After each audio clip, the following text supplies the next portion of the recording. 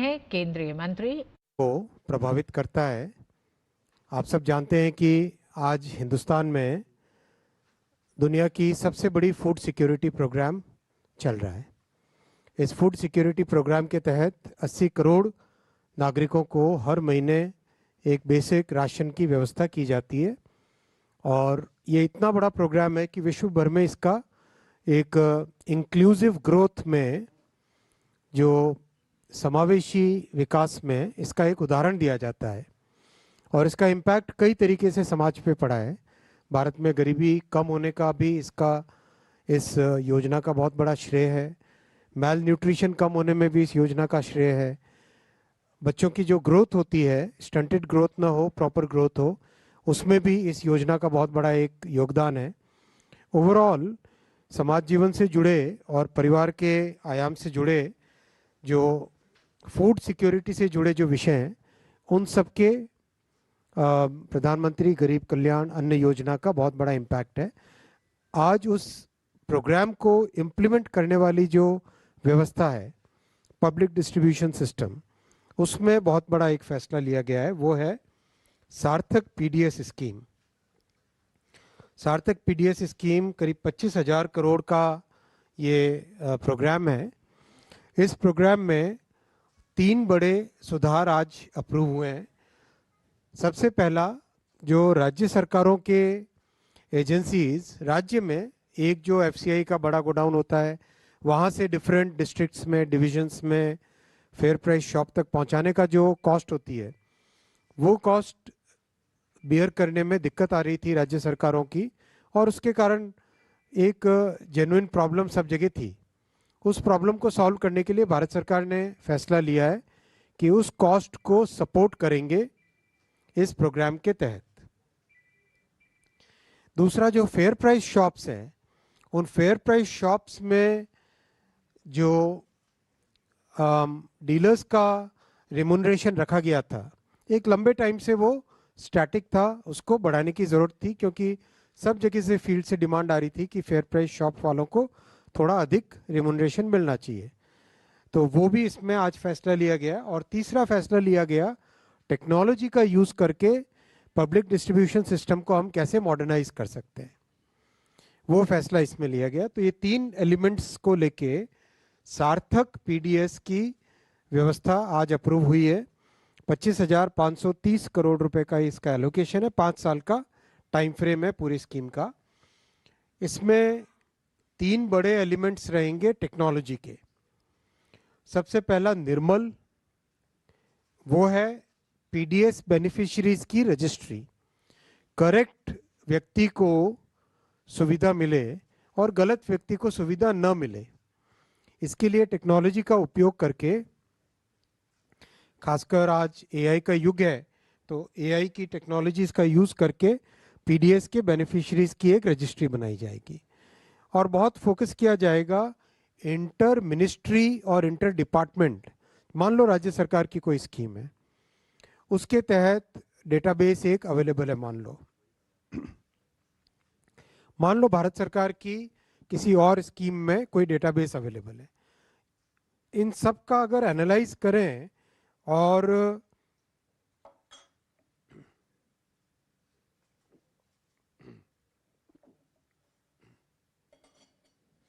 इन सब का एनालिसिस करें और प्रॉपर सही तरीके से बेनिफिशरीज का सिलेक्शन हो सके, तो देश में एक जो ज़मीनी स्तर पे पब्लिक में एक मैसेज जाता है कि सरकार का काम एक स्वच्छता के साथ हो रहा है, निर्मलता के, शुचिता के साथ हो रहा है, ग्रीवेंसेस कम होती है, तो ये इसमें निर्मल में रखा जाएगा। दूसरा है, किसी की भी पब्लिक की कोई ग्रीवेंस हो, उसको सॉल्व करने के लिए एआई इनेबल्ड सिस्टम है आशा। इसमें प्रोएक्टिव फीडबैक भी है। आज माननीय मंत्री जी फूड के पब्लिक डिस्ट्रीब्यूशन के श्री प्रहलाद जोशी जी बता रहे थे कि करीब 20 लाख पर मंथ, करीब 20 लाख से अधिक, 2 lakh per month, 2 lakh calls per month जाती है। अच्छा, वो पूरे साल भर का बता रहे थे। 2 लाख कॉल्स के आसपास पर मंथ जाती है बेनिफिशरीज को उनका फीडबैक लेने के लिए, प्रोएक्टिव फीडबैक का ये मेथड। तीसरा है सक्षम। इसमें सप्लाई चेन के पूरे प्लेटफॉर्म को टेक्नोलॉजी इनेबल करेंगे। हर एक फूड ग्रेन के बैग को क्यूआर कोडिंग करना, जितनी गाड़ियां जाती है उसका जीपीएस टैगिंग रखना, डैशबोर्ड्स प्रॉपर बना के उनका ट्रैकिंग करना, ताकि वैसे भी पिछले 10 वर्षों में आप देखेंगे भारत सरकार के प्रयासों के कारण और राज्य सरकारों के सहयोग के कारण बहुत एक बड़ी जो पीडीएस का राशन पहले की जो व्यवस्थाएं थी उनसे बहुत एक डिफरेंट सिचुएशन आ गई है। लेकिन अब उसको नेक्स्ट लेवल पे ले जाने के लिए ये टेक्नोलॉजी का इनेबलमेंट इससे किया जाएगा। पूरी स्कीम से जो बेनिफिट होंगे, सबसे बड़ा तो एलिजिबल बेनिफिशरीज आइडेंटिफाई होंगे, दूसरा सिटीजन्स का सेटिस्फेक्शन बढ़ेगा, तीसरा किसी की भी ग्रीवेंस हो उसको प्रॉपर्ली रिड्रेस कर पाए। एक जो फाइनेंशियल गेन होगा इस लॉजिस्टिक्स के पूरे रीऑर्गेनाइजेशन से और टेक्नोलॉजी यूज करने से, cost of moving rather movement of grains will reduce almost 15 to 50%. Instead of moving everything from one place to other in a non-technically enabled system, technically enabled system में movement of food grains will substantially reduce। 50% तक भी reduction संभव है, 15% तो होगा ही होगा कम इस पूरे व्यवस्था से। लॉजिस्टिक्स की कॉस्ट में 280 करोड़ रुपए की एनुअल सेविंग होगी, 280 करोड़ रुपए की एनुअल सेविंग होगी। और carbon emissions, because of lesser movement of the food grains, carbon emissions will reduce 35%। ये सारे इसमें बेनिफिट होंगे साथियों। इसके साथ ही साथ आज प्रधानमंत्री जी ने कैबिनेट में जो मौसम की जो हीट वेव की परिस्थिति है उसका भी सभी मंत्रियों के साथ चर्चा की। और जिस तरह से आज आप सबने एक सीरीज ऑफ ट्वीट्स माननीय प्रधानमंत्री जी का जो राष्ट्र के प्रति आह्वान है वो देखा होगा आप सबने। उसी आह्वान के तहत सभी से अपने अपने मंत्रालय में क्या एक्शन ले सकते हैं, हर एक मंत्रालय हर एक डिपार्टमेंट क्या एक्शन ले सकते हैं हीट वेव से अपने भारत के नागरिकों को सुविधा पहुंचाने की, सुरक्षा करने की क्या स्टेप्स लिए जा सकते हैं, विशेषकर हेल्थ मिनिस्ट्री में, वाटर रिसोर्सेज में, इन सब में किस तरह की सुविधाएं की जा सकती है, उसके ऊपर भी आज चर्चा हुई। और माननीय प्रधानमंत्री जी ने बहुत स्पष्ट कहा कि इस तरह की जो बड़ी समस्याएं होती है उसको हमको होल ऑफ द नेशन की भावना से करना चाहिए। होल ऑफ द नेशन में सरकार भी आती है, केंद्र की सरकार, राज्य की सरकार, विभिन्न डिपार्टमेंट, प्राइवेट सेक्टर और नागरिक भी सभी उसमें जुड़ते हैं। हम सब मिलकर इस तरह की समस्याओं का समाधान करें, ऐसा प्रधानमंत्री जी ने कैबिनेट में आह्वान किया। बहुत धन्यवाद साथियों, मैं अभी क्वेश्चंस लूंगा आपके। So we'll, as per the protocol, we'll start from the left. Yes. Sir. Sorry. No. Ji.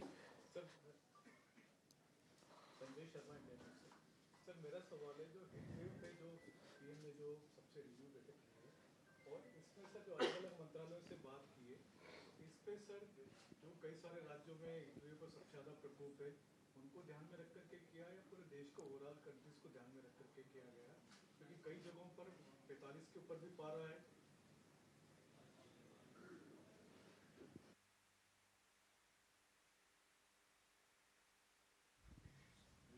So can you spell out some of the measures that have been decided at the cabinet meeting after the Prime Minister made this appeal, to tackle heat wave conditions?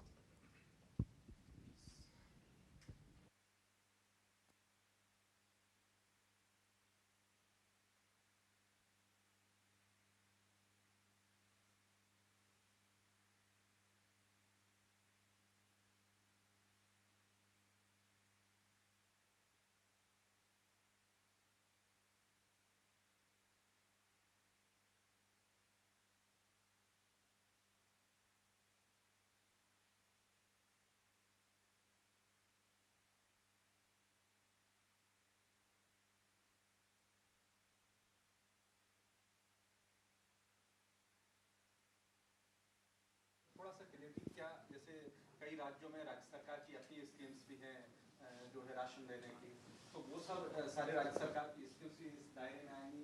क्या single system होगा? थोड़ा सा sir Suman Sharma Bharat express से। आप PDS की sir हमने बात की, इसमें फूड इसका स्टोरेज, ट्रांसपोर्टेशन एंड डिस्ट्रीब्यूशन, क्योंकि 80 करोड़ पेपर को हमें पहुंचाना है, तो इसमें बहुत सारे लैगिंग की शिकायत आती है, बीच में बहुत सारी चीजें जो है खराब है, तो उसके होलिस्टिक अप्रोच के लिए कोई यूनिफाइड भी डिस्कशन हुआ?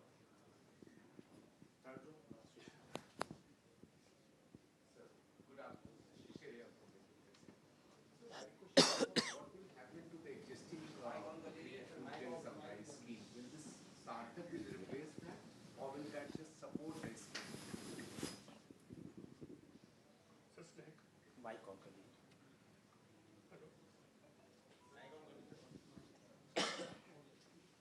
सर स्नेह कमल भारत अपडेट से। सर महिलाओं वरिष्ठ नागरिकों दूर दराज क्षेत्रों में लाभार्थियों को पीडीएस की सुविधा जनाने के लिए सरकार की क्या योजना है?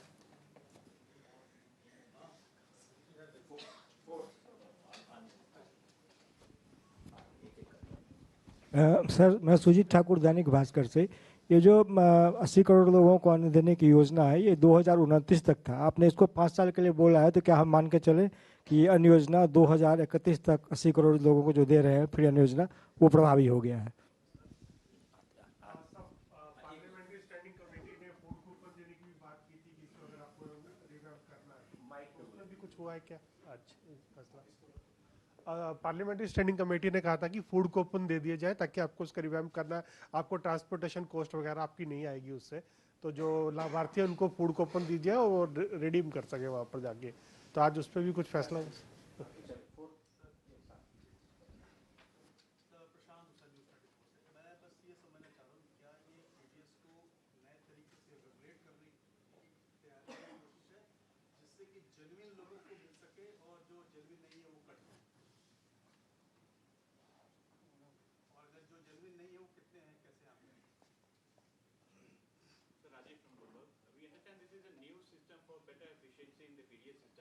But as Sujit asked, is it also reflective of extension of the free food program that has been ongoing?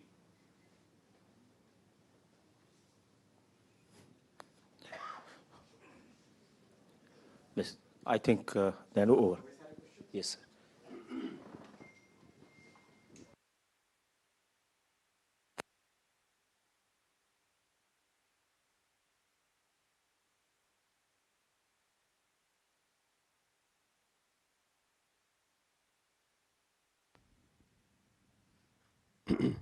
पहले सारे पीडीएस से रिलेटेड क्वेश्चंस लेता हूँ। ये रिप्लेसमेंट नहीं है एग्जिस्टिंग पीडीएस का, और इसका संबंध प्रधानमंत्री गरीब कल्याण अन्न योजना के एक्सटेंशन के साथ भी इसका कोई संबंध नहीं है।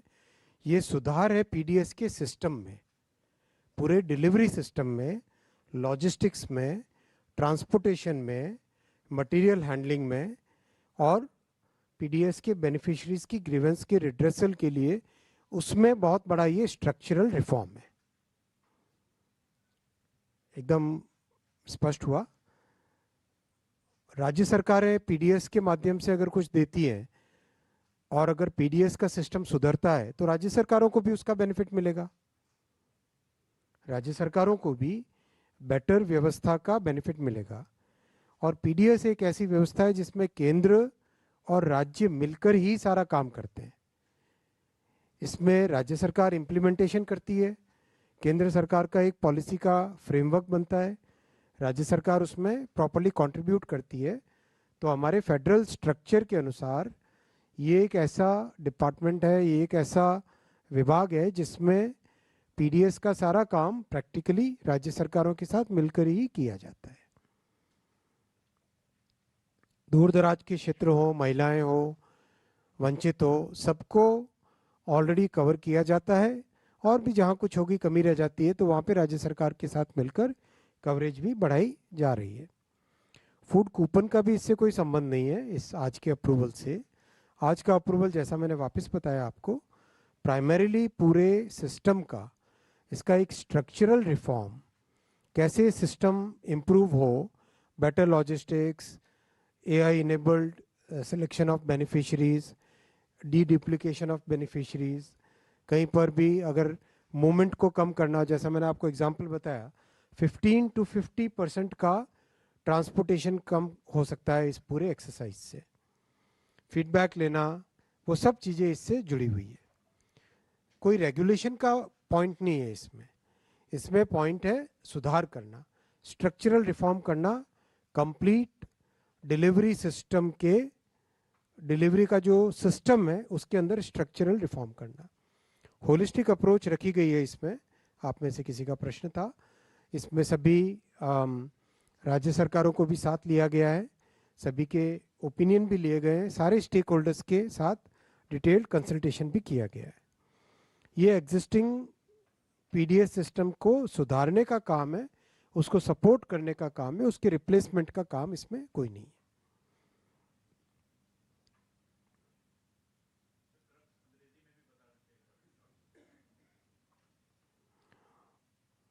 हीटवेव पे आता हूँ पहले।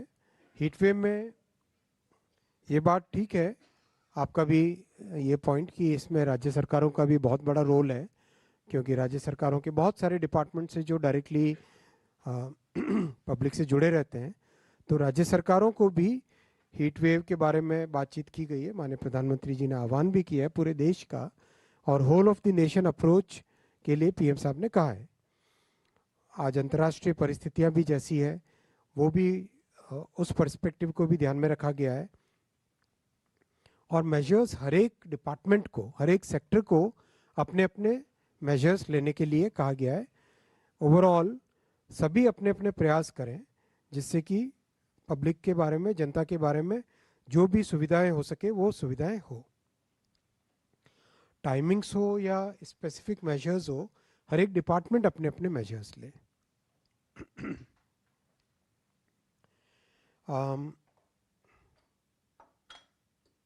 करीब करीब सारे क्वेश्चन से कवर होते हैं।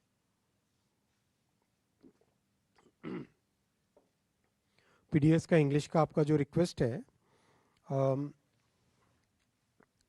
we are currently implementing one of the largest food security program in the entire world.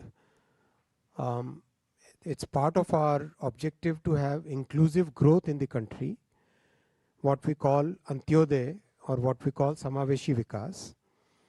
And a key part of the inclusive growth is to provide food security to 800 million citizens of our country. 800 million citizens get a ration every month in a very methodical, very systematic way, and it's a very large logistics exercise. And the entire structure of this entire system is a combination of the state governments and the central government in line with our federal structure of the constitution. In today's cabinet decision, the entire PDS structure, a structural reform has been approved, where right from selection of beneficiaries to movement of food grains to getting proactive feedback from the citizens to reducing the transportation distance to having as much as possible optimized movement of grains, all those activities have been approved by the Union Cabinet with an outlay of about 25,000 crore rupees.